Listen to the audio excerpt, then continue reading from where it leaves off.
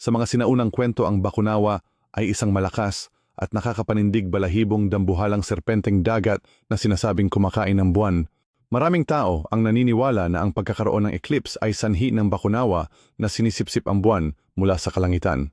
Ang mga alamat ay nagsasabi na ang mga tagapagligtas at mandirigma ay dumayo upang labanan ang Bakunawa at muling ibalik ang sigla ng buwan.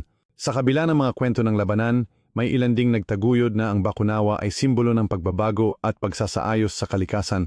Sa kasalukuyan, ang Bakunawa ay naging bahagi ng kulturang Pilipino na lumalampas sa mga takot at nagiging inspirasyon sa sining at panitikan. Ang mga alamat ng Bakunawa ay patuloy na isinasalaysay, nagsisilbing paalala ng ating mga ninuno at ng halaga ng kanilang paniniwala. Sa bawat paglipas ng panahon, ang mga kwento ng Bakunawa ay nagiging simbolo ng yaman ng kulturang Pilipino at pagkakaisa ng komunidad. Sa huli, ang Bakunawa ay hindi lamang isang nilalang sa mitolohiya, kundi isang pagninilay sa ating mga takot at pag-asa bilang mga tao.